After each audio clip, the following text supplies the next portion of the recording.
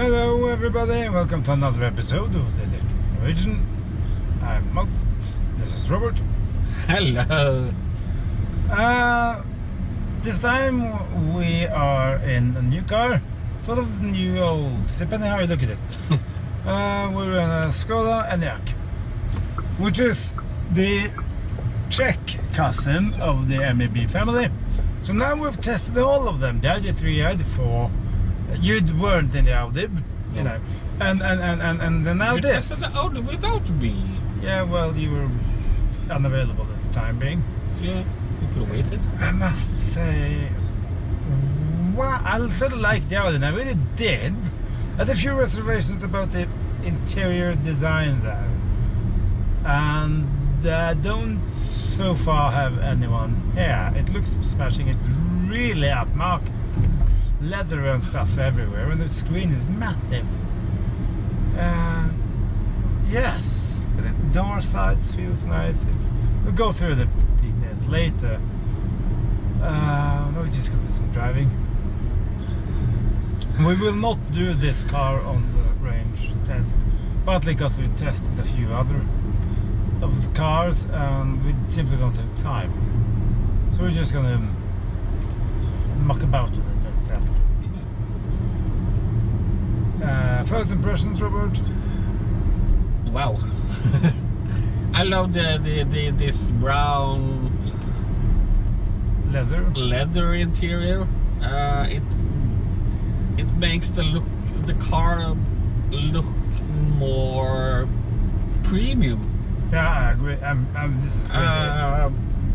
As you said, I was with you when you tested the Audi 4, and I don't felt the same impression in that car.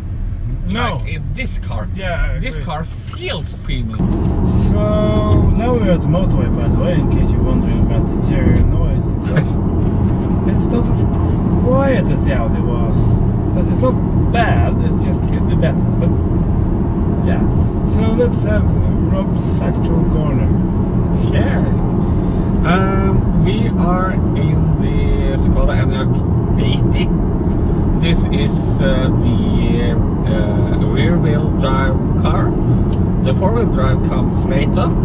There's a big battery pack with one motor. Yes. Oh, that was a XKR, a Jag. It has 200 horsepower. That's pretty standard. Yeah, the four-wheel drive will have 265. Not 300? No. Oh, okay. Yeah, that's 300. It has 310 Newton meters of torque. And has a battery capacity of 82. Range then is? The range is 528 kilometers. And that's quite decent. yeah, The rest of the big SUV after all. it is. And if you charge on if you charge on a fast charger of 125 kilowatt,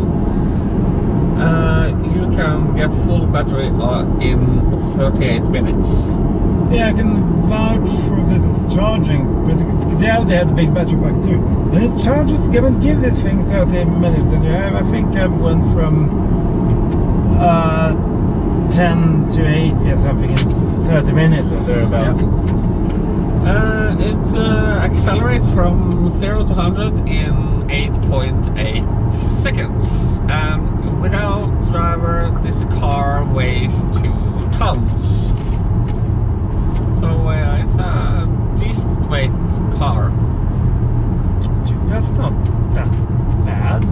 No, it's not. You have For being a non-Tesla, I mean, most of these cars weigh 2 plus something. Yeah, it's a 2-ton car, and considering it is 4.6 meters long and 1.9 meters wide. It has a big battery pack in it. Yeah, and has a big battery. It is decent. 2 tons is decent.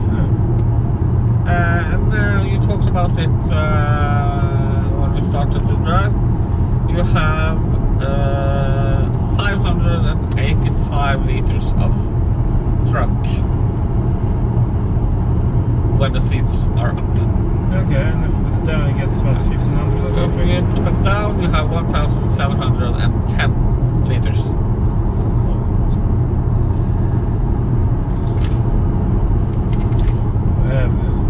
Giving you some numbers since I reset this. I love the screen, it's huge in here. I think it's one of the biggest screens I've seen in a car apart from the Ford and Tesla, actually. It's 11 minutes since I reset this trip computer though. Consumption of well, it's just two consumption. I haven't really figured out what's what. It's the real time. This is the real time, and this is Okay, so 205 watt hours. Yeah. Okay, so that's just the instant consumption. Yes. So that's worthless. That's worthless in any car. So yeah. Okay. So yeah, that was Rob's factual part. Oh, price. The price, you know, the price is. Can I guess? The price is on my thing, so we'll come back to it. Yeah, I can put it in text. But if I'm guessing, I'll say 450,000 Norwegian kroner. That's just my guess. The real price would say it's stand down there. Hopefully. I'm surprised by the back seat. I mean, I'm sitting behind. I didn't move the front seat, and I was sitting behind myself, and I was plenty of space. Well, that's not entirely true. Not plenty of space, but I had space. I had plenty of space for my head. I had space for my knees and my feet, and I could move this seat a little bit forward and still sit comfortable. So, really, this is a space enough for 4 adults, and that's not every car you can say that about. It's always sad, of course, looking in the front of this thing, because there's clearly space there for a frunk, and I just didn't bother, which is. But you have decent enough space in the back. Yes, and there's a small place under the floor as well for some other stuff. As you can see, we did fit and hold mods inside the trunk, so yeah. It's a new unit of measurement, I think. Yeah. I'm impressed by this thing. It's not as quiet as the Audi was, and it's not. The Audi was more balance between sport and comfort was bigger. I mean, better. It was less boaty than this is. But this is comfortable, and yes, the instrument cluster. Normally I like small instrument clusters giving you your data, and you get that here, but since the Audi did it, I just like the way the Audi solved it a bit better. But the screen here is huge. I don't know, it must be at least 10 inches, more than that. 12 or something, I think. It's crisp and clear, and there's a little bit of lag to it, but not much. And since you have your own speedo, you have your instrument cluster, you can run all this thing in nav if you want. So it's a big map in this one. Yeah, it's a bit of tire noise, but apart from that, this is a comfortable place to be. The seats are good, plenty of space in it. Huge mirrors as well. I would say too big and unnecessarily so, maybe, but still, it is. They probably generate a bit of drag and a bit of wind noise, but not excessively so in any way, sense or form. The buttons feel all well to touch and feel quality. They don't feel crap and cheap like they do in some cars. And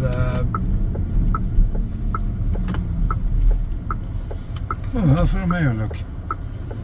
How they have these things stupefyingly good turning circle, which is of course just absurdly good. If this wonderful little alpha could get a move on, thank you, or not, of course. It goes. Thank you.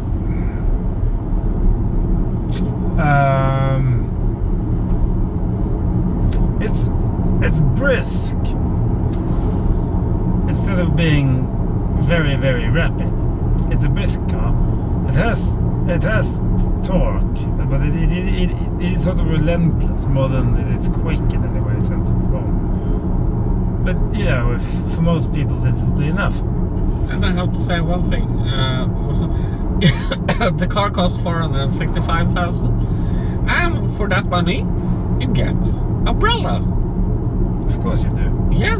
It's the Skoda. I know. But it's brilliant. I know. And Why can't? Well, I know Jaguar has it. But no, Rolls-Royce. Sorry. Skoda and Rolls-Royce. It's Yeah. kind of in the same sentence, but they do actually. And I had to check. I forgotten, and I suddenly, wait a moment, the umbrella thing, and it's still in the door. Sound system here is pretty good too. It gets 500 kilometers of range. The big screen is probably without doubt an add-on. Not add-on, what do you call it? An optional extra. But I tried to find out something about this screen, but yeah. and you have a dual charger, much like you do in the Tesla, only it's the other way around, sort of. You have a big the space under the armrest, and you have this big where the armrest and the gear levers, it's kind of a bridge like you have in the Kia Niro and stuff, so you have plenty of space under there after all, which is nice. So all in all, I don't feel short-changed when it comes to space in this car.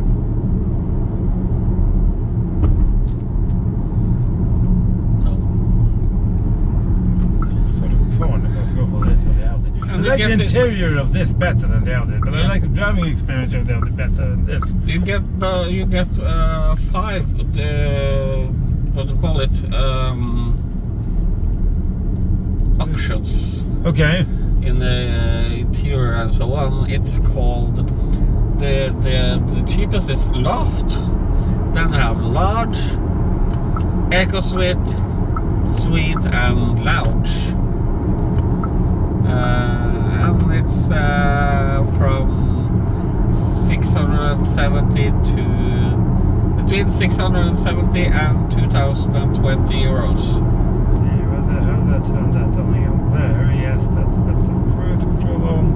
And now this big head-up display thing starts making sense too and work. They really do just keep evolving things. There's one little thing though, you can't move your speed in increments of 1 or 5. You have to just jump 10 and 10 kilometers. This is not user friendly. No, that as I said in the Audi as well. This touch sliders for the roof is just stupid.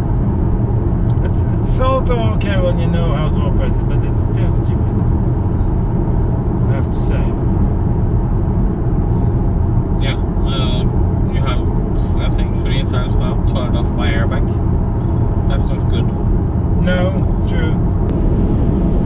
We've driven 72 kilometers so far. We're not delivered the car yet. We're not there yet.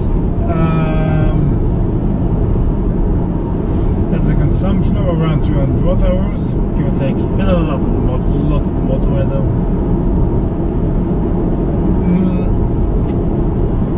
I like this. I like the interior of this thing, and I like the driving feel of the Audi, but that's my personal taste.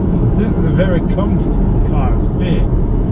It's soft and comfy, and probably a good place to spend some hours driving on really long trips. It indicates 295 kilometers of range. And being a slightly big boat, I think that's okay. And we know it charges relatively quickly. I know because I tested it with the Audi, and this is the same thing basically. And that was also the big pack, and I never ran out of power on it, and I charged it once, and you never get range anxiety in these things ever. One little thing, Robert, can it tow? Yes. It's 1600 kilos, is it? I'm not quite sure how much, but yes, it can tow. It feels peppy enough. It does come with a 2-motor version, which of course will feel a little bit sprightly, but it's none of these MAB cars are particularly quick cars in any way. What do you think, Robert? Well, I'm not disappointed, not at all. It's a very, very nice car, and as I said, to start with, I feel it is a very premium car.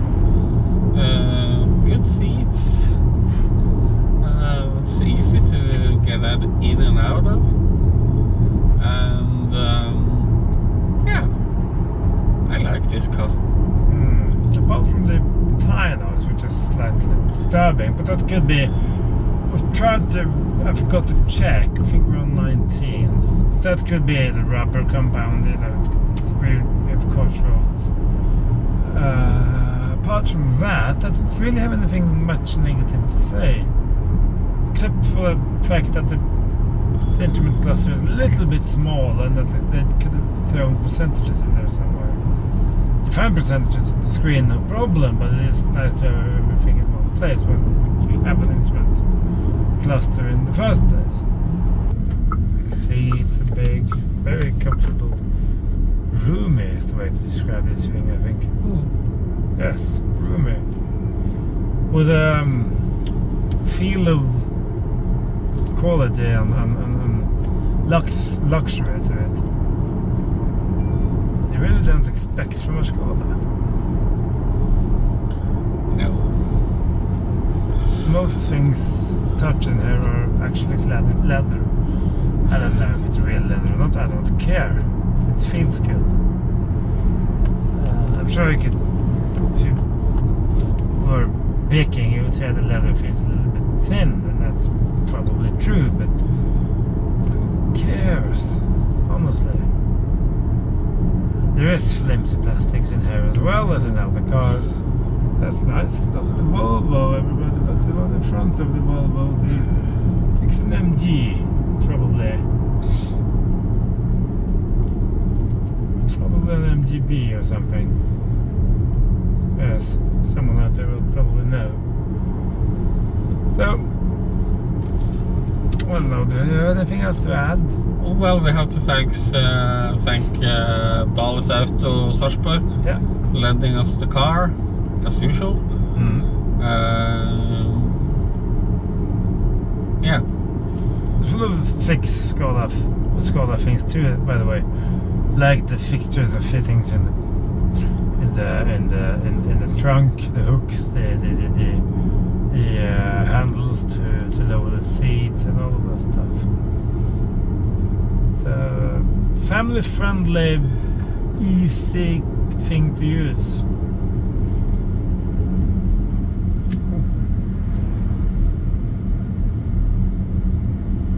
Yeah, it's a nice. It's the right day to be out in one of those. That's for certain. It's 20 degrees outside in sunshine.